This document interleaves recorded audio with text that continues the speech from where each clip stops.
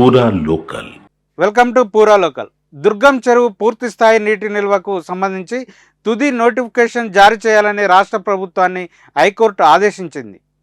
భవిష్యత్ తరాల కోసం చెరువులను రక్షించుకోవాల్సిన అవసరం ఉందని న్యాయస్థానం వ్యాఖ్యానించింది. గుట్టల బేగంపేటలోని Amar cooperative society flat owners welfare association ఫ్లాట్ల యజమానులు పిటిషనర్ల అభ్యంతరాలు స్వీకరించాలని తెలిపింది.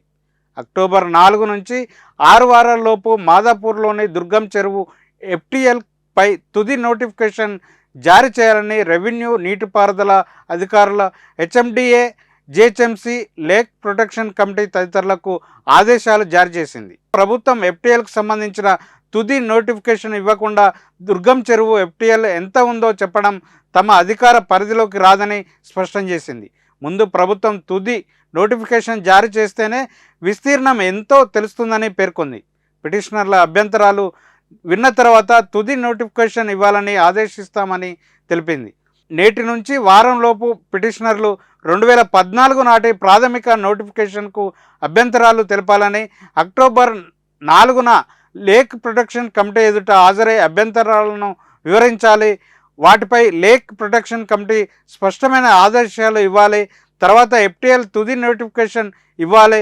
మొత్తం ప్రక్రియ అక్టోబర్ 4 నుంచి 6 వారాల్లో పూర్తి కావాలి. అప్పటి వరకు కూల్చివేతలు చేపట్టబోమని ప్రభుత్వ న్యాయవాది అండర్టేకింగ్ ఇచ్చారు. దాన్ని మేము రికార్డ్ చేస్తున్నాము. అలాగే మెరిట్స్పై మేము ఎలాంటి అభిప్రాయం వ్యక్తం చేయడం లేదని పేర్కొంటూ విచారణ ముగించింది. జెట్ స్పీడ్లో హైడ్రా బుల్డోజర్లు దూసుకువెళ్తున్నాయి. జూన్ 26 నుంచి కూల్చివేతలు మొదలుపెట్టింది. ఇప్పటి వరకు 30 ప్రాంతాల్లో 300 అక్రమ నిర్మాణాలను కూల్చివేసింది. అక్రమణాలు గురైన 120 ఎకరాలను ప్రభుత్వానికి అప్పగించింది.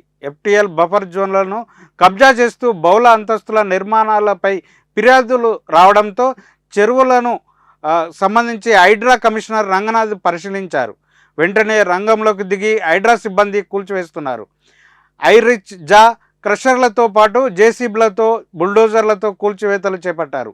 GHMCతో పాటు ORR లోపల ఉన్న 27 మున్సిపాలిటీలు, 33 గ్రామాల్లో హైడ్రా దూకుడు పెంచింది. ఇక దుర్గం చెరువు విషయంలో కోర్టు తీర్పు మేరకు హైడ్రా కూల్చివేతలు చేపట్టడం లేదు.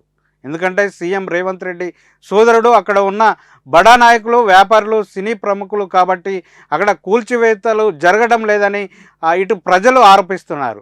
అదేవిధంగా జన్వాడ ఫామ్ హౌస్ విషయంలో కూడా కోర్టు స్టే ఇస్తే అక్కడ కూడా కూల్చివేతలు నిలిపివేశారని, ఎందుకంటే అక్కడ మంత్రులు ఫామ్ హౌజులు ఉన్నాయని, ఇక మిగతావి సామాన్యులను కాబట్టి హైడ్రా కూల్చివేస్తుందని ప్రజలు ఆరోపిస్తున్నారు.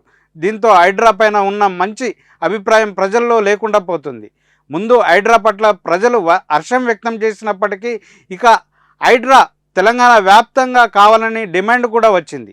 అయితే తమ సామాన్లు కూడా తీసుకునే సమయం ఇవ్వకుండా నిర్మాణాలు నేలమట్టం చేశారని బాధితులు లబోదిబోం అంటున్నారు. అప్పులు చేసి చిన్న చిన్న వ్యాపారాలు చేసుకునే తాము హైడ్రా చర్యలతో లక్షలలో నష్టపోయి రోడ్డున పడ్డామని ఆవేదన చెందుతున్నారు. పేదల కళ్ళల్లో మట్టి కొట్టే పద్ధతి మంచిది కాదని, బుల్డోజర్లతో షెడ్లను కూల్చివేస్తూ కక్షపూరితంగా వివరిస్తున్నారని బీజేపీ ఎంపీ ఈటెల రాజేందర్ మండిపడ్డారు. పేదలనే టార్గెట్ చేసి ప్రభుత్వం హీనంగా ప్రవర్తిస్తుందని ఈటెల రాజేందర్ ఆగ్రహం వ్యక్తం చేశారు. కానీ ప్రస్తుతం హైడ్రా పైన సామాన్యులు నమ్మకం పోతుందని చెప్పచ్చు. ఇది ఇప్పుడున్న అప్డేట్. మరిన్ని అప్డేట్స్తో మళ్ళీ కలుసుకుందాం. చూస్తూనే ఉండండి పూరా లోకల్.